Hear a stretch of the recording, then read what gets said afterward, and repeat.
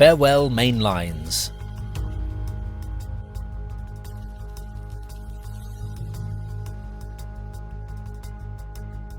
Farewell to your power.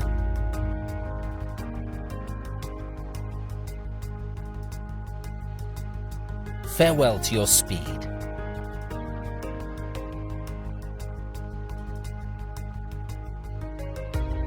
For we are embarking on a journey with a different pace. Along a branch line deep into the heart of Kent. A journey meandering through its forests, hop gardens and orchards.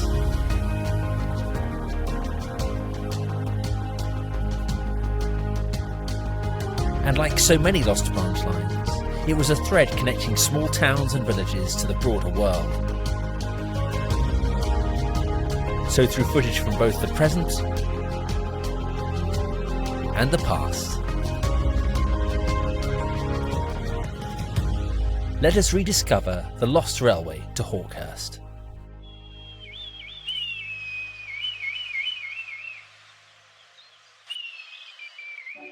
Located in the county of Kent, the Hawkhurst branch opened between Paddock Wood and Goudhurst in 1892, with the extension to Hawkhurst itself opening to traffic in 1893.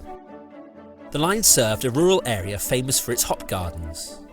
During the hop picking season, hop pickers' trains transported thousands of seasonal workers from London and the surrounding area to Kent's fields, heading to temporary rural accommodations for weeks of harvesting. With so much more of this delightful lost railway to explore in this film, I hope you do not mind me asking you to take a moment to subscribe to my channel. And do please leave a comment. Should this railway have closed? Is there a case for reopening? Let me know your thoughts below. Paddock Wood on the south-eastern main line, 34 miles and 64 chains from Charing Cross, was the principal point of entry onto the Hawkhurst branch. Then, as now, trains would speed along the main line between London, Ashford, Folkestone, Dover and elsewhere. By comparison, however, the beginning of the Hawkhurst branch was unobtrusively tucked behind the up platform and offered entry into a much slower pace of life.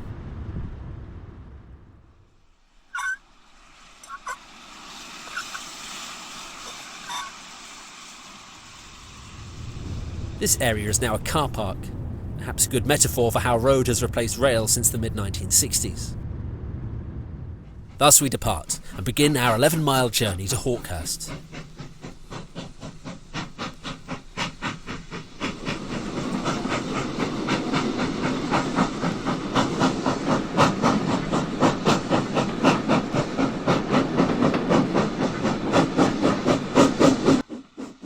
Passing beneath the signal box straddling the line, the driver or fireman might receive the single line token permitting access to the branch.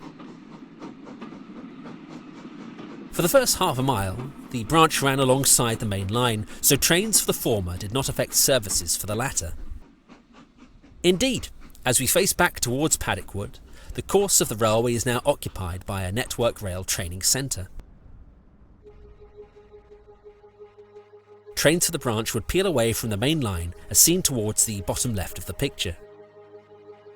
And so by the steady curve marked by the tree and hedge growth beneath us, the railway would strike out on a southeasterly course and, at least for the first portion of the journey, through a land of orchards, hop gardens and oast houses, with Queen Street Bridge our unofficial entrance into the High Weald.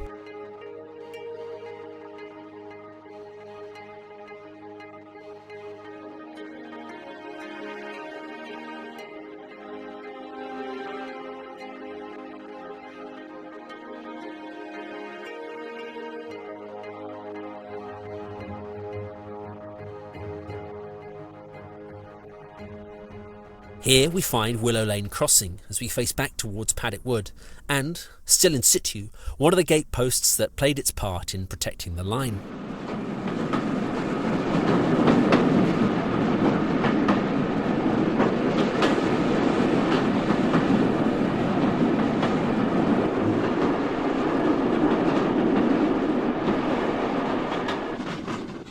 And among other crossings on this stretch of the line, we find Old Hay Crossing, its pastoral locale having been replaced by a more industrial aesthetic. The line then turned south as it approached Churn Lane crossing, pictured here, and past Churn Lane sidings where goods wagons would be stored and loaded.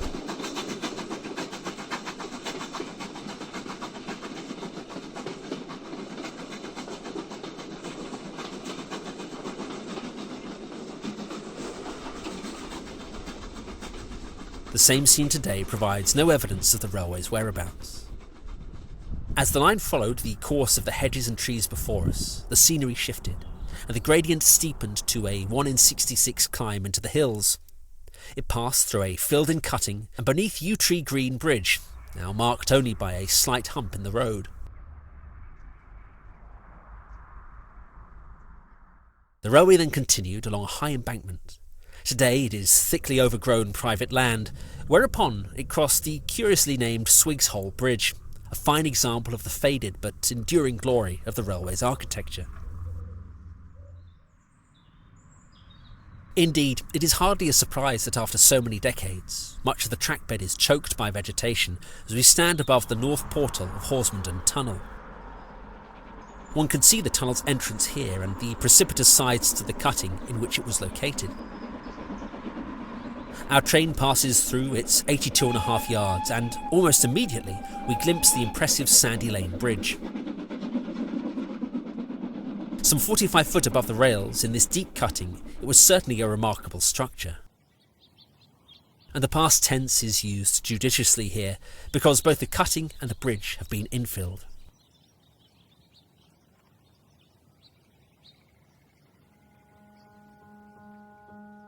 Some 4 miles from Paddock Wood, trains reach their first point of calling, Horsmonden.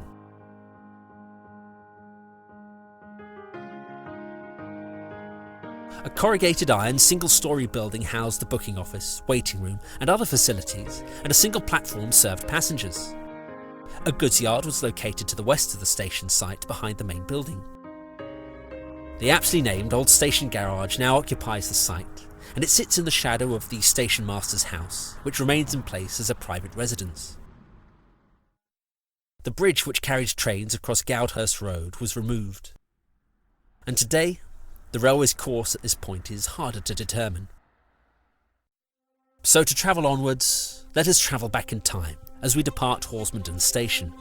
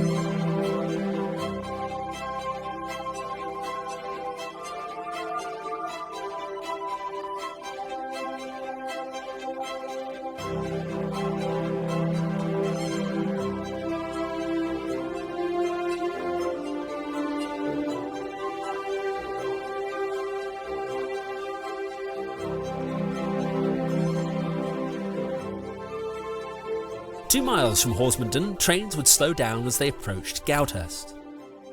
The down-home signal permits us entry into the station that was originally named Hope Mill and was, for a brief time, the terminus of the line before the opening of the extension to Hawkhurst.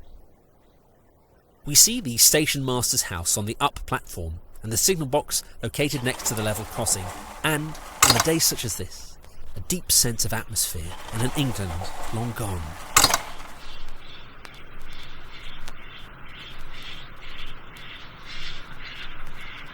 But it was not all peace and quiet. On February the 18th, 1948, a train departed from Goudhurst bound for Horsmonden. However, the driver left before the points were switched, causing the train to veer onto the siding. As it picked up speed, the train crashed into the buffers at the siding's end, causing the engine and first carriage to derail. The train eventually stopped, leaning down an embankment, with passengers being thrown around in the carriages. Luckily, no one was seriously injured. Indeed, Goudhurst Station featured in the 1954 British children's film Adventure in the Hopfields. The story follows a young London girl who accidentally breaks her mother's prized China dog. To earn money for a replacement, she sneaks away to Kent's Hopfields, where she joins seasonal workers picking hops, opening the door to moments of high drama and whimsical capers. You'll soon find your family now, dear. They'll be looking for you. Laura, you look after Jenny. I must go and sort out the luggage. Lucy, you look after Caroline. Well, goodbye, ducks, and thanks for helping. May see you if we're picking the same farm. Come on, Jenny. Tickets, please. Tickets. Yep. Now you stay here, and you're bound to see them. Bye for now, love. Tickets, please. Here, tickets. Thank you. Thank you. Quiet. Oh, everyone's getting out here. Come on, we're not getting out. This is Goudhurst. We're going on to Pattenden, silly. Are there still people on the train? Of course there are. It goes on to Pattenden from here.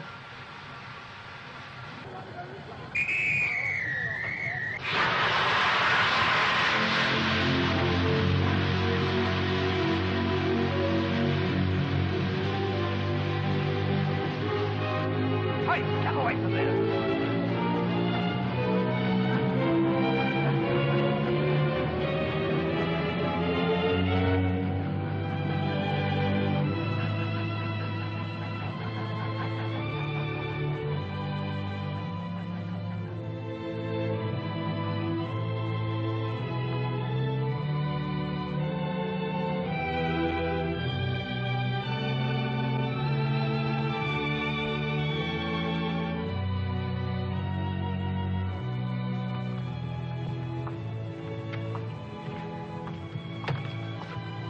Here, Anne's that squeeze box, will you, love?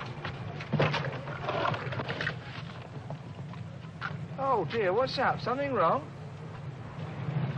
I've lost Mrs. Harris. I mean, Mrs. Harris has lost you, don't you? Here, you're off in, ain't you? So am I. Will you come with me? I bet you find Mrs. Harris is waiting for you outside here. Thank goodness for the footage we have, both amateur and professional, since the station buildings were, in the years after closure, demolished and its site transformed into a private dwelling.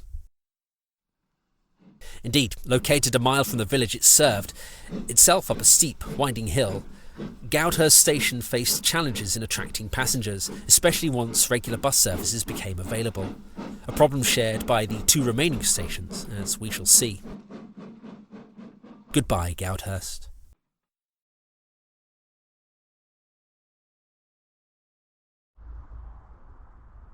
We stand beneath the emerald canopy that covers much of the trackbed forthcoming. And here to the south of Goudhurst Station we find what remains of Finchcox Road Bridge. This was followed by a bridge which crossed Ranter's Lane.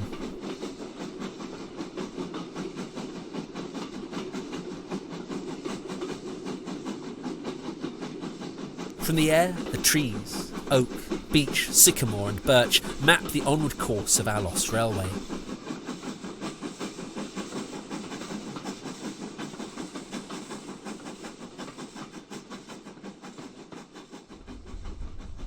This was the site of Pattenden Siding for the loading and unloading of various goods. It is glimpsed here en route to Goudhurst. Timber was the main product loaded at Pattenden Siding, likely sourced from the surrounding forests along the railway. However, the route to the next station is now off limits, held as it is in private hands.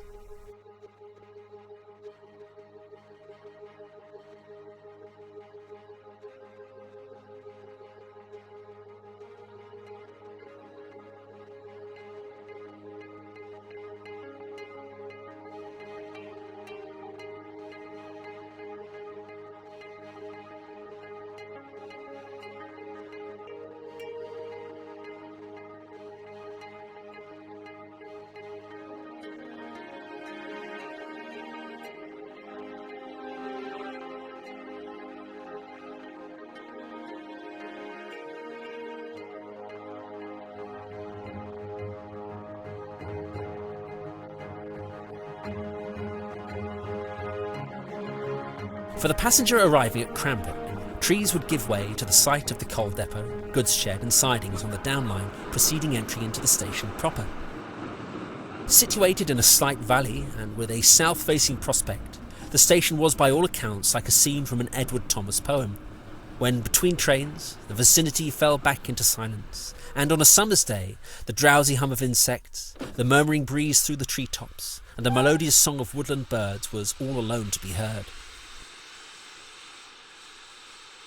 This piece came at a cost. The station was 2 miles from Cranbrook, the town originally intended as the railway's destination. Isolated from the main road and far from a large population, Cranbrook station was rarely consistently busy. The station house remains in place, as does the main station building, though it has been repurposed.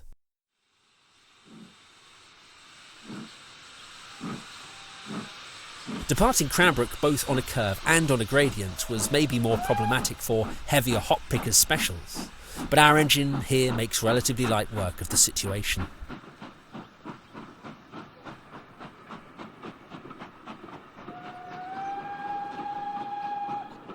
We glance back and bid this fine station farewell.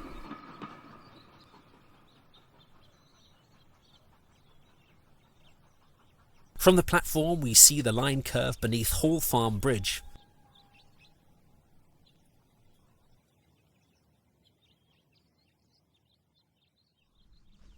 Among the verdant tree and undergrowth, the same bridge harbours a spectral presence.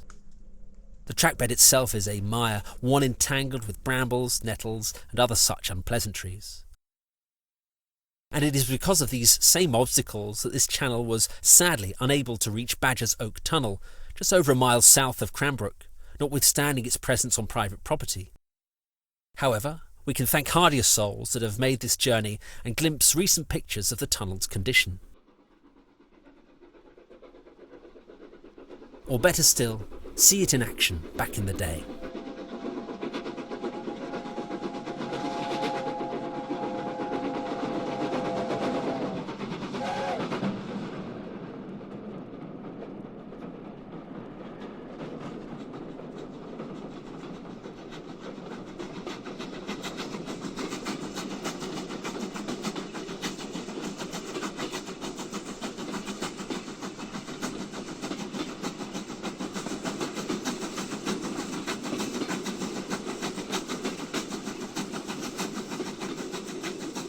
Much of the evocative archive footage in this film is present thanks to the generosity of the Alan Snowdon Archive, a YouTube channel where cinefilms of bygone railways from both Britain and the continent provide a vital window into the past.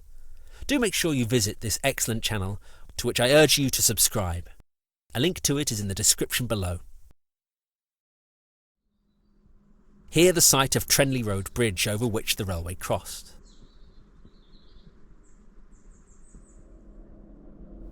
And again, the impassable condition of the trackbed today. Taking a 19-chain south-easterly curve, trains would reach their final destination, Hawkhurst. Today, the station site is exclusively occupied by warehouses belonging to commerce and light industry. But this was not always the case. Passing the signal box and with tokens exchanged, trains concluded their journey from Paddock Wood some 11 miles hence by pulling into the single platform. A single-storey corrugated iron building housed the principal offices and public rooms, whilst a runaround loop permitted trains to do just that, if they were not part of a push-pull set. Over a mile from the village of Hawkhurst, the embankment where the railway ended is still visible on the A229 Cranbrook Road. A sign marks its history, and visitors can walk up to the platform just as passengers once did. The railway cottages and station master's house still exist on the perimeter, and for many years the signal box remained here and was well looked after, but I am led to believe it was dismantled in recent times.